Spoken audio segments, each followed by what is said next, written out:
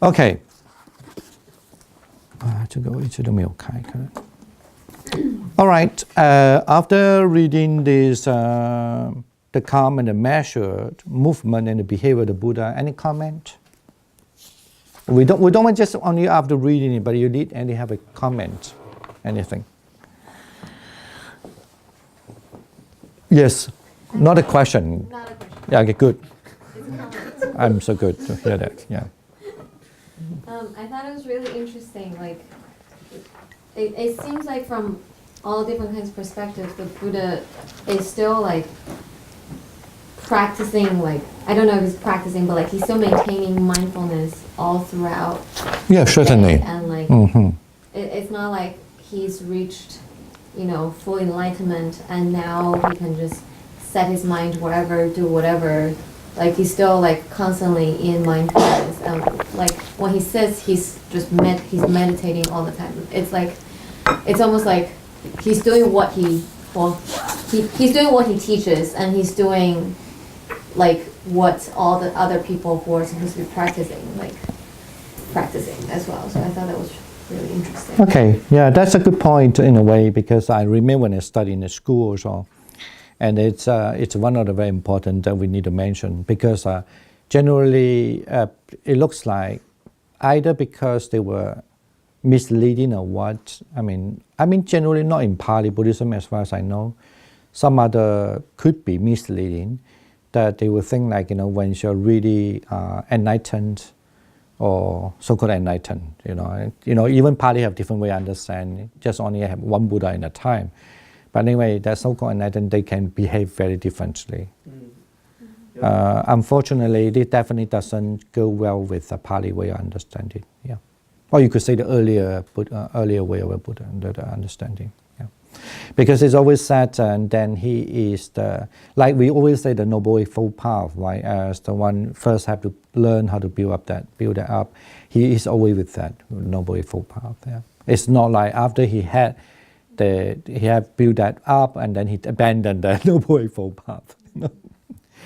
I think in a long ago, I forgot, I read something. I never, I'm not interested in writing those things, but then I read something the people also said, like kind of like, and like even that has to abandon something like this. Then he quote from some of the sutta, like either Mahayana Sutta or what, not necessarily Mahayana, but it's kind of like. Because Buddhism always talk about abandon, right? The view, and then that also have the Noble Eightfold Path have the abandon. And that's it's so strange. It's definitely not the Pali way of understanding. I guess they didn't understand the purpose. What does abandon mean? Abandoning meaning. Yeah.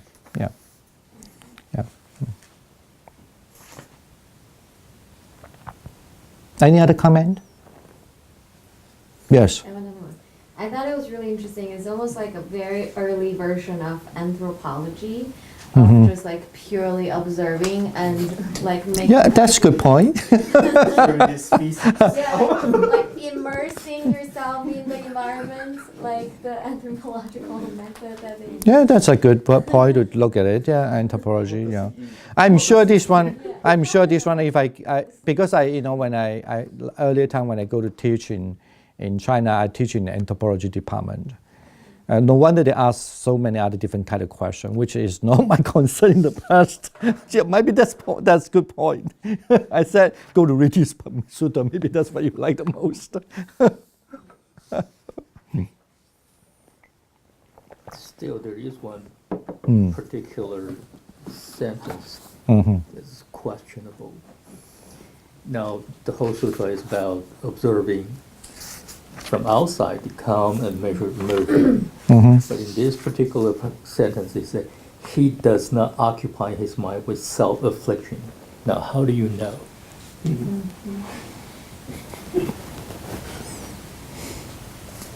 Good point. I don't know, but they just saying, man, I'm certainly. But I think maybe best to read it is not how does it know it, maybe. What it, of course, if we believe this is what really, without like almost like without any addition, any edit, that retain what really Uttara thing, and this what Uttara thing. So, it's maybe take it apart, And he think that he doesn't have the, self-affliction also, But the affliction here is regard to the anger that I don't know, I think it's regard, I have to look at the original text language maybe. I wonder if this related to, like when Buddha was ill, that he has some discomfort. Yeah, that's why I mean the affliction is regard to the anger.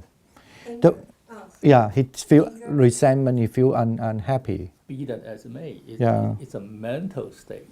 How do you infer somebody's mental state by? So certainly it's clear that his face could not show it. Okay. But you are right. You could say that you don't know his mental, but at least because he was really so. You could say he could hide it so well that he could That's just exactly the point. Yes. But It's always very pleasant to look at. yeah, that's meaning always pleasant in that way. Yeah. So. Then how about the next sentence? He sits with his mind set on his own welfare, on the welfare of others, and the welfare of both, and the welfare of the whole world. That's even more far-fetched. No. I think that's understandable because you have to understand the culture. For example, if you sit there, right? If you don't really consider the other people, you have a kind of, I don't know, because we always go for dana. I definitely know how that looks like. I can see, I can tell the minority idea. Because when you go to the dana, if you are the high monk, you go inside. If you feel we are very, you are not considered other, you have a different way of sitting. That's for sure. I even think I can observe that. I don't have any question with that. It's like a kind of rooting everybody every time you do that, the rooting. But you can see that person when he was become very egoistic way of doing the sitting. No. Or whether he have a considerate way of sitting. Here refer to a lot of manner that, because in the dana, you know that always let's say imagine that when the Buddha can go to the first, I also can observe what the monk who are with me, whether they have a nice part with a nice attitude or without the nice, more like an egoistic.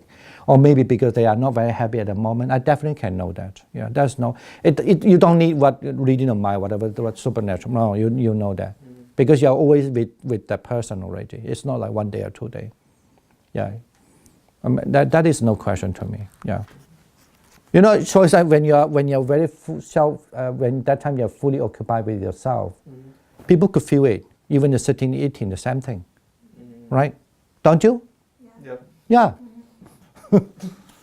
When you wouldn't have a kind of mind, you still, even maybe almost the same action, you just know it, that people that time he was more concerned other, or without they are just only fully occupied with themselves. Yeah, you know that. Yes. I have a very minor question. I see Buddha, this paragraph describe how Buddha chew, how Buddha eat rice. The Buddha turned only 2 or 3 times in his mouth, and then swallow. And that is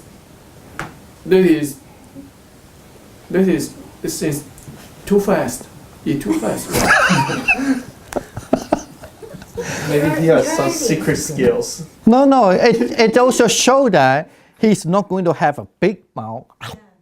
It shows that he knows the amount of the food that actually this is, okay, you could argue this is about etiquette. Even the same thing, if you learn in Sri Lanka eating, you do learn that. For example, we use a hand to eat, right, in Sri Lanka or in Indian culture. I know that when I was in monastery, if they see the monk who are reading, if they are good to you, they saw that you eat this big, they say, why you take this big? Because when you put it in the mouth, you no, this is not good.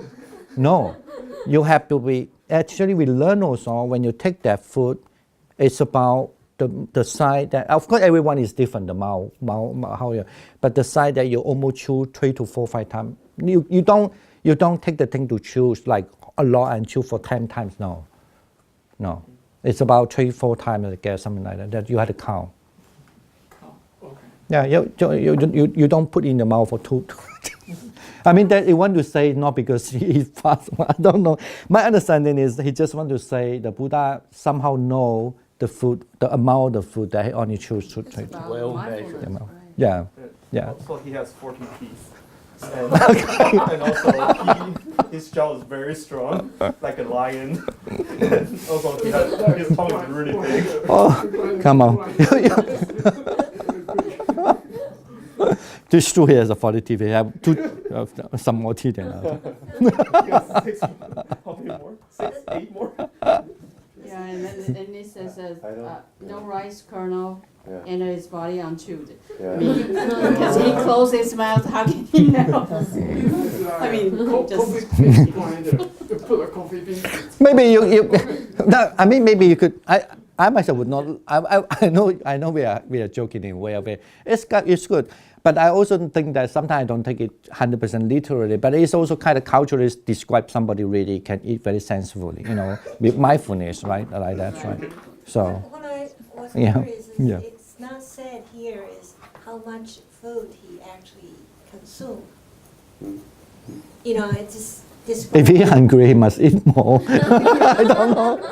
He didn't say that. He doesn't.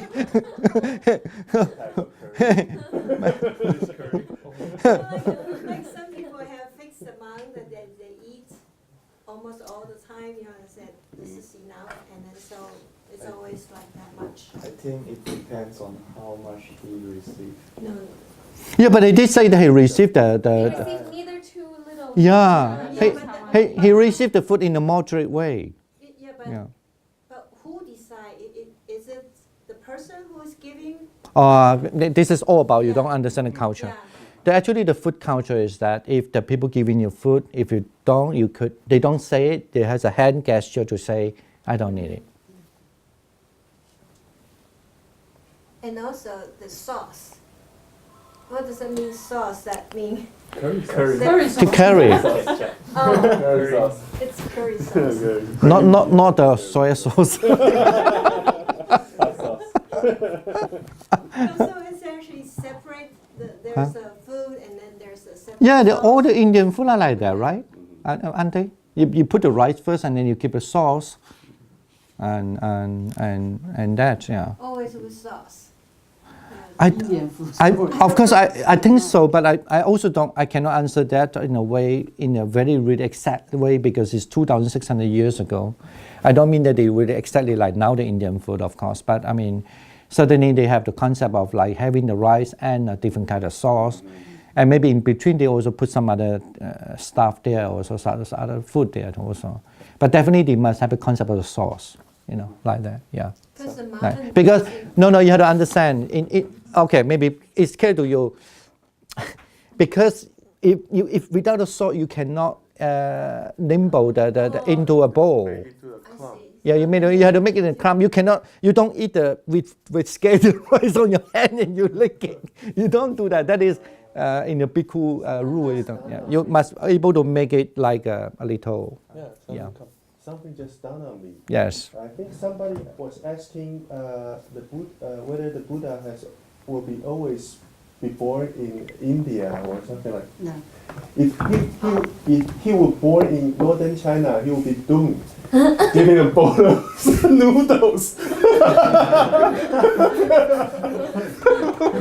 No way, northern China. In Rome, bread. And soup, noodle soup, noodle soup. Well, anyway, those are not the case. The case it didn't say that to be a Buddha have to be eat like that. It just want to say that kind of culture when he was eating, he was very sensible in that. He won't take too much, and we won't take too little like that. So.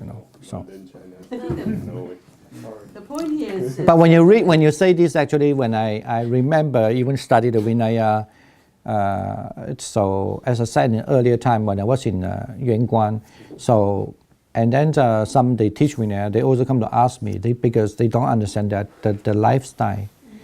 But at least they ask. But when you reach some of the earlier stage, not in the 10th dynastic, like the kind of not the recent, but it's the past recent maybe. some people write about something, they don't want to even find the time to understand how the Indian culture is. Sometimes they comment something, it's so funny. Anyway, for example, I remember one is about the two-finger thing. They would say, you don't eat after 12 o'clock. And then there was a different argument. What does mean by the two-finger time? And then some comment that then it means that after the after the time, then you can use two fingers to eat. They can read that way. The classical Chinese, some more like they don't have a lot of, so you can read it in a very different way. Then they explain it in such a way. I forgot what I read. It's it might be written about 100 years ago, I guess. Yeah, they have somebody comment that too. But because they don't understand the culture, because it's a common sense. Even grammatically looks is okay, but grammatically, how can you eat? There's no way you can eat with two fingers in Indian culture. It's a shadow of the sun. Yeah, I just want to say that it's just like a two-finger wide of that. So, but because of the translation and then grammatically, something you can interpret in a different way. Yeah. All right. You still have comment? Good. What else? We can. It's kind of a question. This sutra is apparently not the best one to discern what the Buddha thinks about all day, because it's really more of an outsider's observation.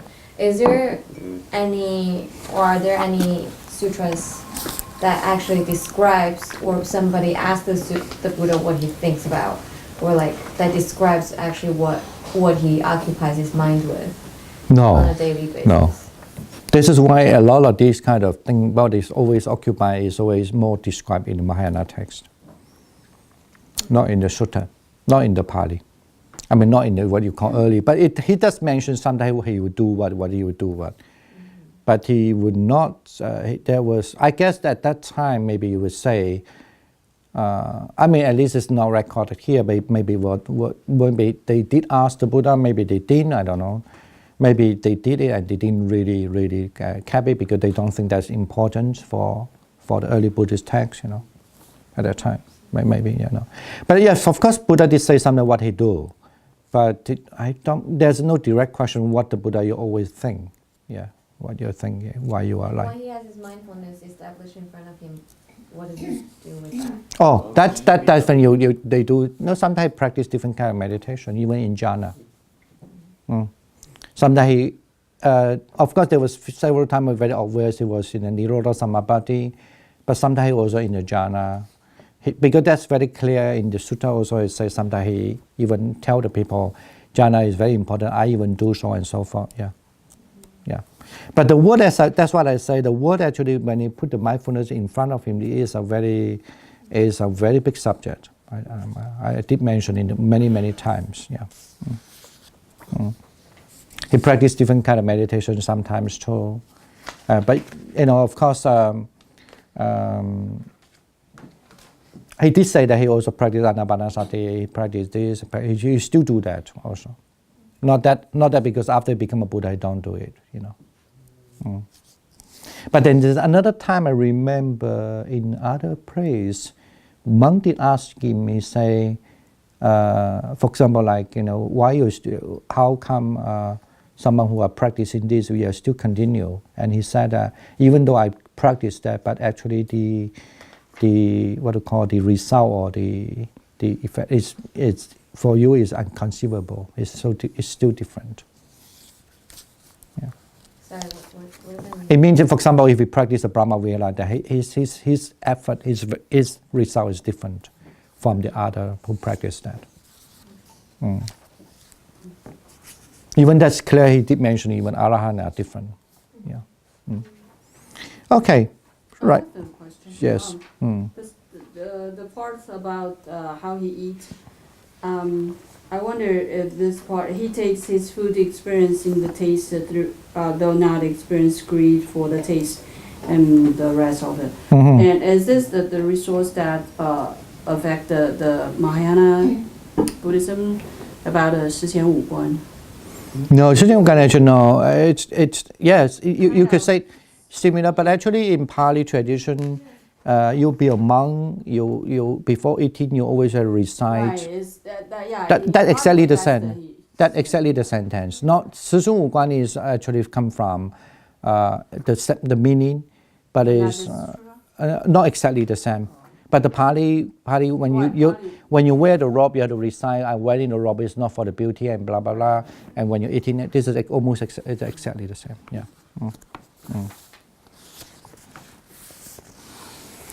Okay.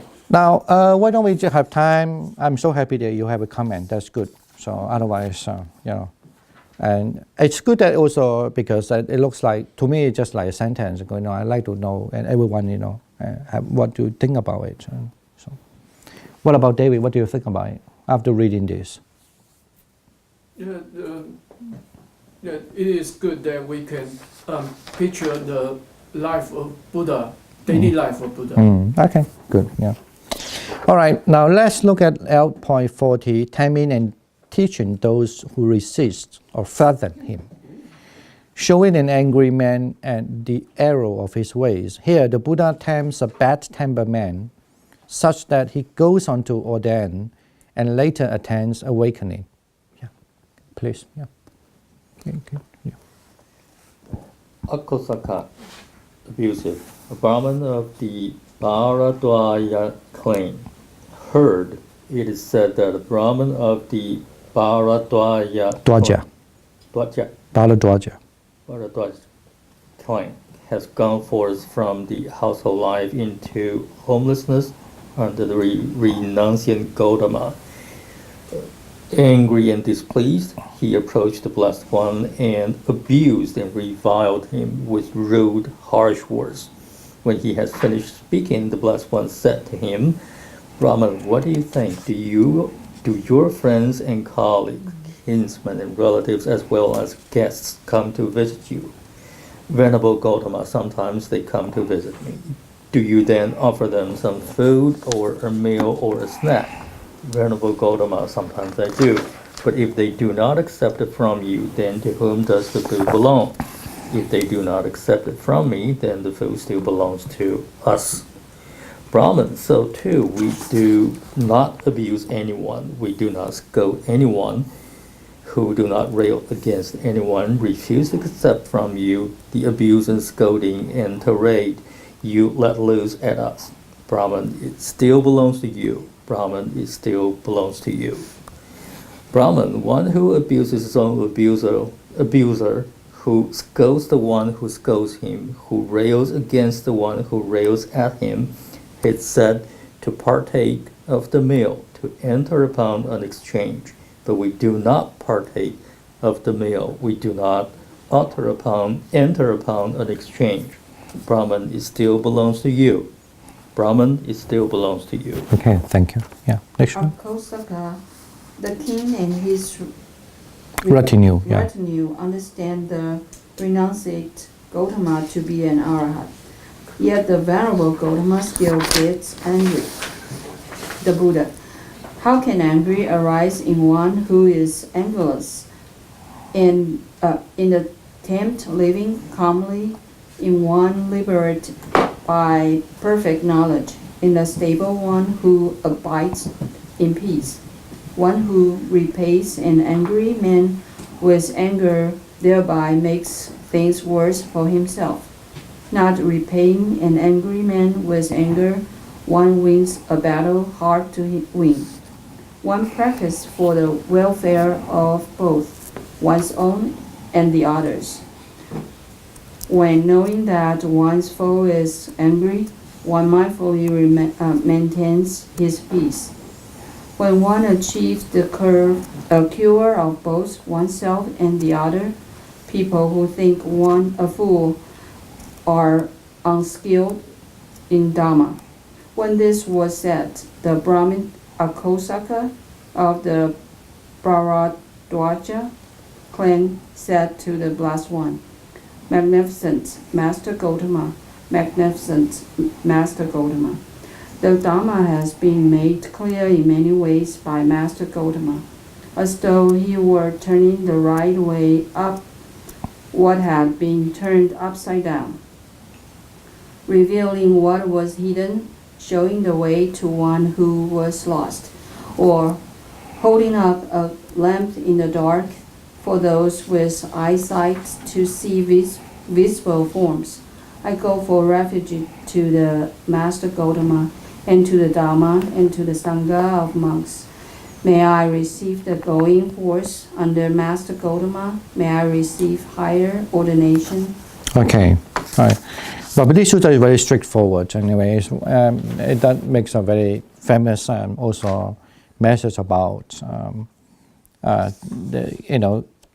anger to somebody, and then take it as a simile to someone who want to give a gift, and then when someone refused to take the gift, and that person take it back, like an anger person, if they anger with other, but if the person don't take the anger, and then that person will take it back as a gift. But also I like just to say before you have comment, and then Bharadwaja actually, why he had to mention here, because Bharadwaja also always showed that is one of the very, very prominent, famous, high-class clan. Yeah. That was the reason why he was very angry, because he thinks he's from a high class, and how can the other high class people go there too? Yeah.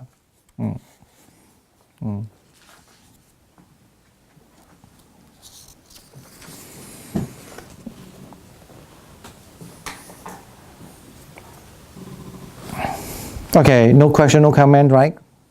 Okay, now why don't we read the next one, and then we might be able to wrap up today.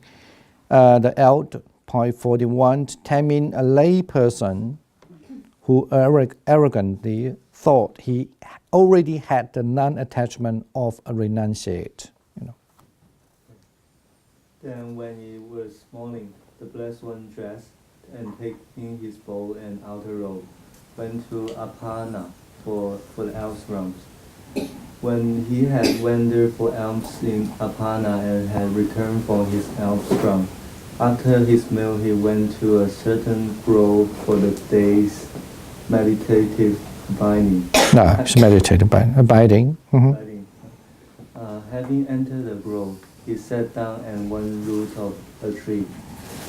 Potaliya, the householder, while walking and wandering for exercise, wearing full dress with parasol and sandals, also went to the grove.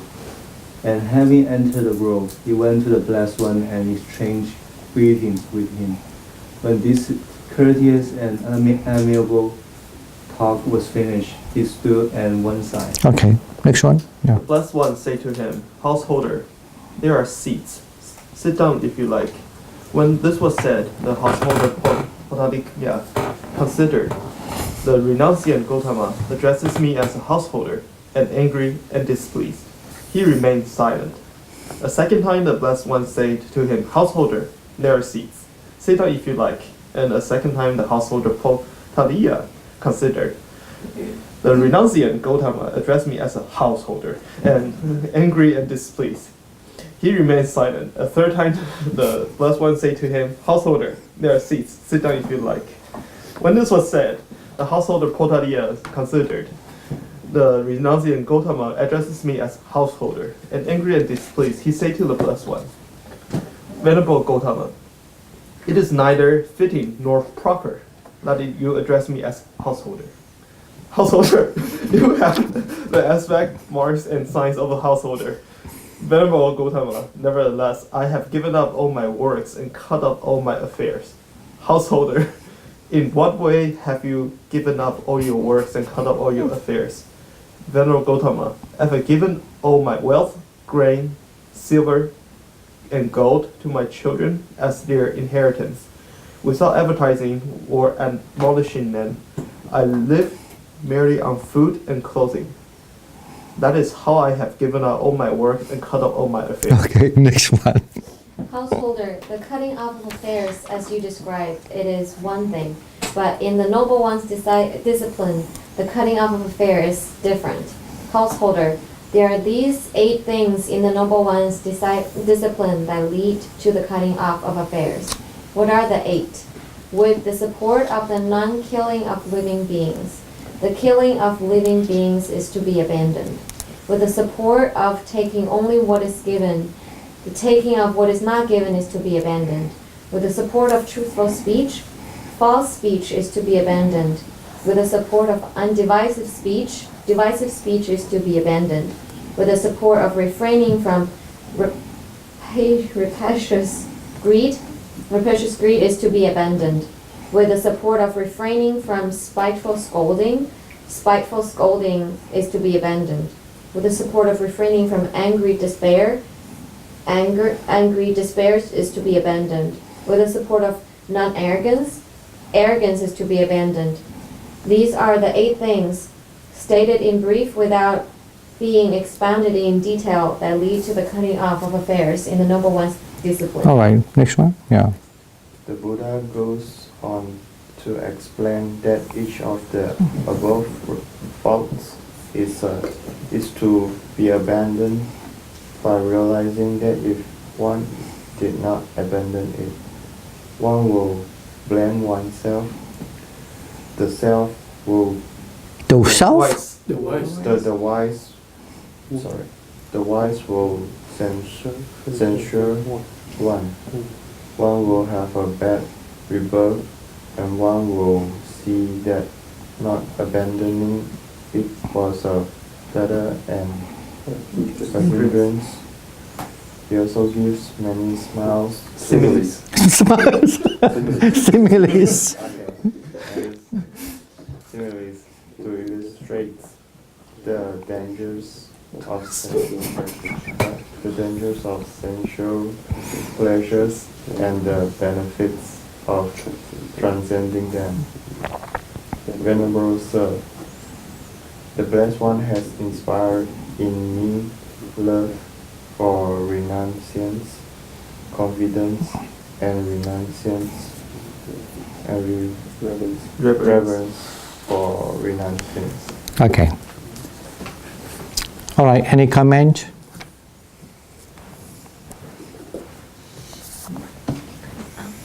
There's a question. What is angry despair?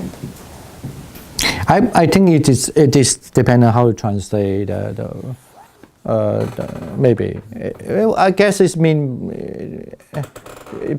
they get angry because of despair. Due to despair that one is angry. One is anger. So like due to being angry at someone, one is angry. Oh. What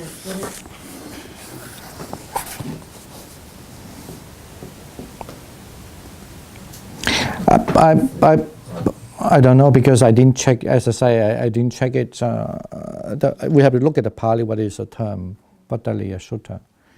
But I don't know. I just only guess from the word here. Just mean despair. Then that despair makes you angry. Yeah.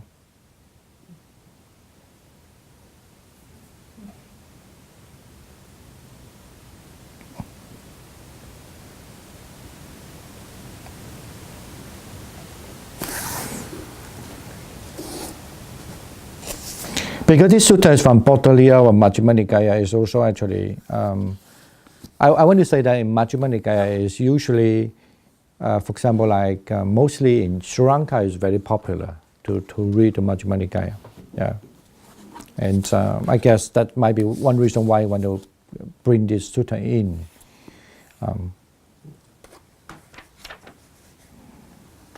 Pautaliya also refer to usually it's the Brahmin caste. And also a very rich kind of, they have Pautaliya always usually refer to a person, in that time, during the Buddha's time, they must become from a Brahmin, but very rich. And also, I think it's white skin also. They usually are, if I'm not wrong, I think, because there were other sutta which come from a very, very famous, the Brahmin. He also has carried a family name Pautaliya also. Yeah. That's why he was not very happy. I think that, and it's obvious I'm also like someone who are renunciate, you know. But definitely he's not wearing the robe, but he just like.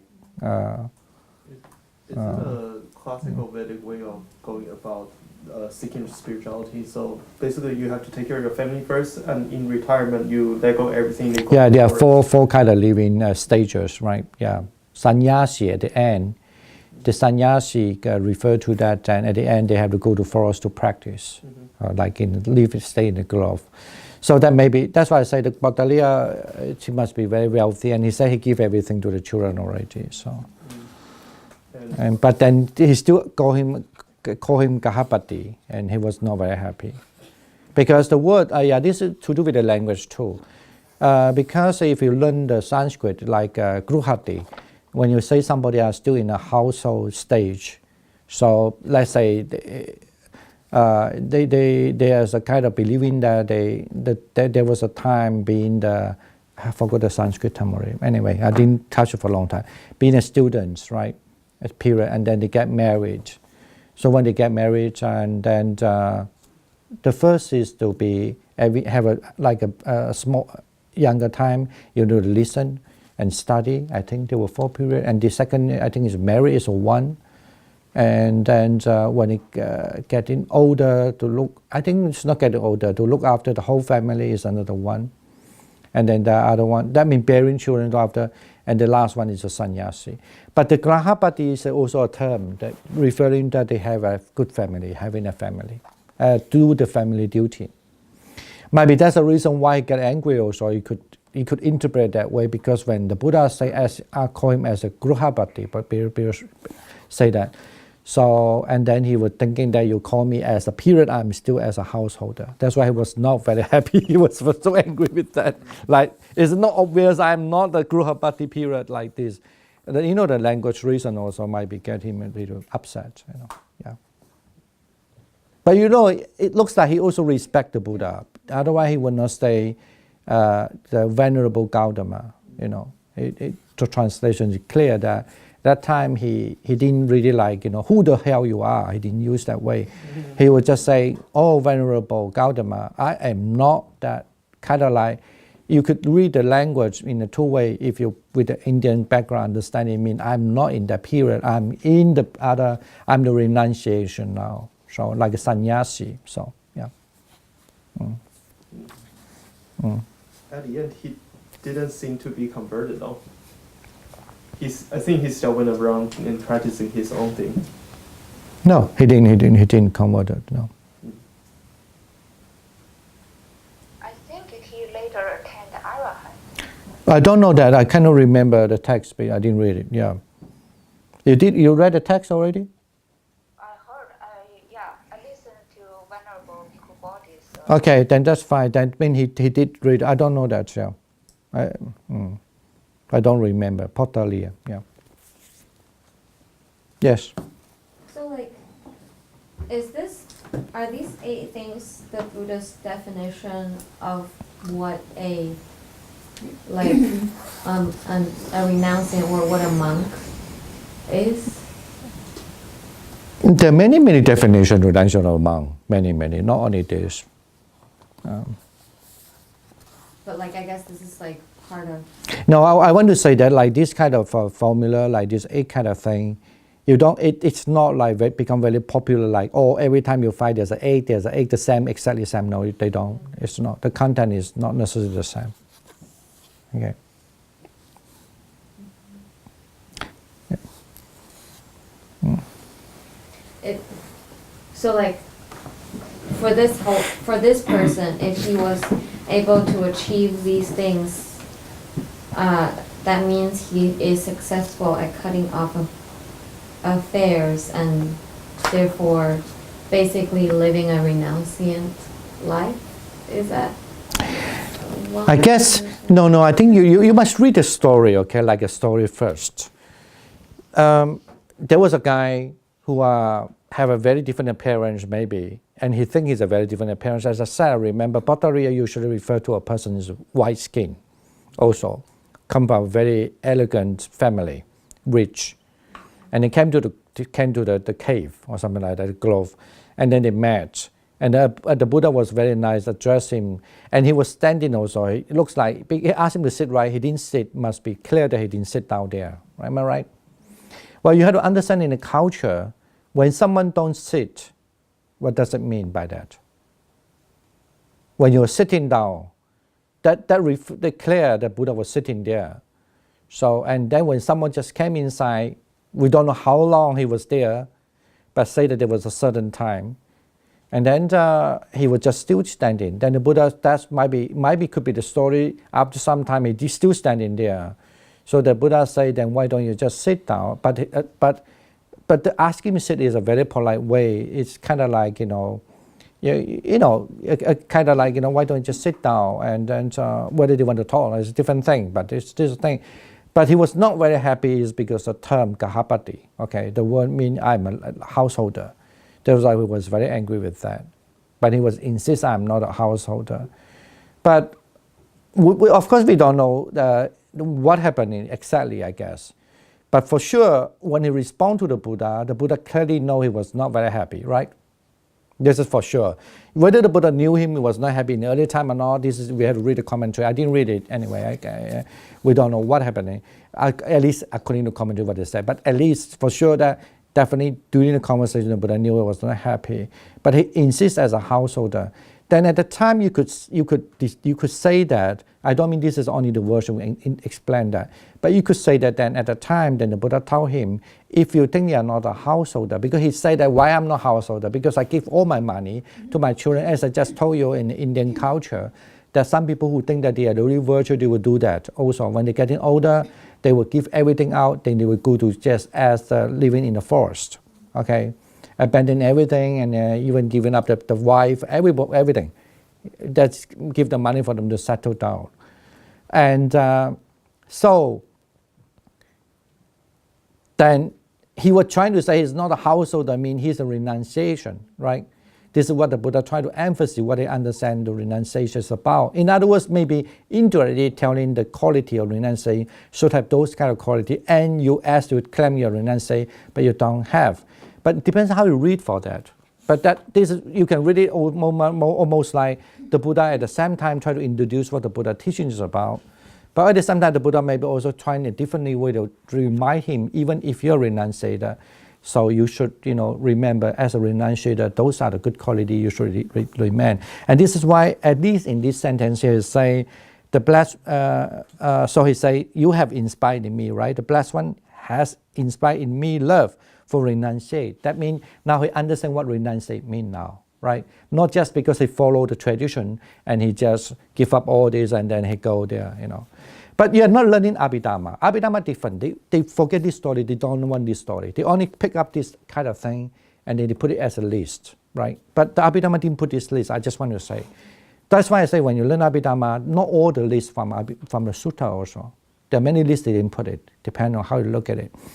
So, but that is a different kind of thing, right? You're learning the story, how that goes on, a statement or how the narrative goes right there. So, yes. But of course, you could later on, when you learn more, then you try to understand what this every line the Buddha tried to say. Okay, yeah. Yes. I have a question about the previous section, L.40. In L.40, that Brahmin, his name is Akosaka. Is it his name or is it just the translator give the Brahmin the name? Sometimes, as I say, it's no, because sometimes they don't remember the name already. It could be. I mean, of course, we never know the answer yet. Definitely, I don't think that people will call themselves as Akosaka. No. Bad name. Yeah, I don't think. Even the same, there are lots of stories happening in the sutta, like a certain people who are bad, and then they call them as a black person. Not necessarily they are because the skin is black. And here, always in the language, in the Indian language, when you say the color, what it refers to, that person is not follow the teaching well. Don't follow the teaching. And many example, that name, sometimes the name are relate to what they want to tell the story. Okay. Like, he's somehow like me also, I don't remember the name so well. And I guess it's, actually you do find when you study Buddhism more, when you compare certain version, Even not only, even it can be happen, I think in one of few cases, it even happens sometimes the name is mentioned here, and then it get confused with the name also even in commentary. I want to say that happened too. And especially when you compare to the Chinese translation Agama, you do find sometimes even the monk's name also being confused. Would it be possible that this is not a name, this is just a noun as an adjective? No, it's not adjective. It's no, like maybe I say Chinese is easier to say. 那个愤怒的人 ，OK， 就从那个 Bharadwaja 来的，Bharadwaja 这种 clan 的这个族。That's what I mean. That is not. It is not a name. Yeah, it's a noun. No, it's not adjective. According to language, it's not adjective. 那愤怒的人 is a noun. Yeah, it is a noun. Yes. Yeah, it's not. It's a noun to refer to that. But important here to say this person is get angry, but he come from. Is it this sutra? 我的意思是说，它是不是主词补语啊？那个是那个noun 是。But it's a very common, happen many times in the Buddhism. It's always say, that's why I say the important is he's a Brahmin who come from a Bharadwaja. But those, if we study Buddhism, those are that Bharadwaja refer to a very high caste people, very like the most famous, prestigious, most famous family, very prestigious, very prestigious. Yeah.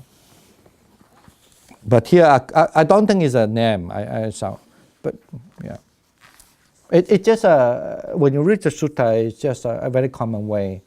I don't know why. Maybe nobody care about to remember those names unless they're really famous, like a minister or what, or maybe they forget already the name. So then easier just put some word to represent, because that's not what they want to.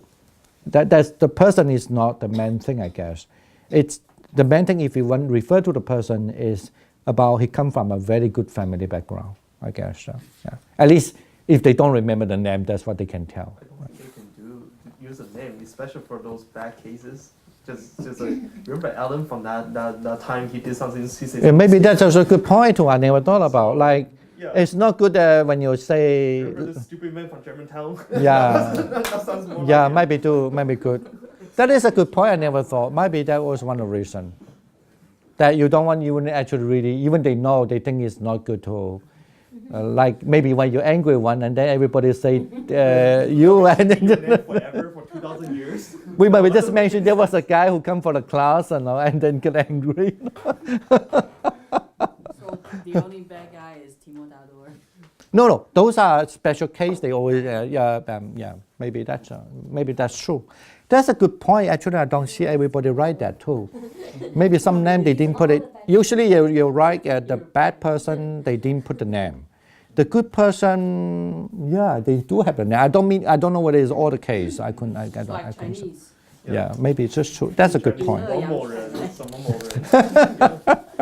remember in an earlier story, there was one of Buddha's previous assistant, whose name you said also meant like someone who's very into like reading the stars and stuff like that. Like, I wonder if that was another case of they're just the assistant.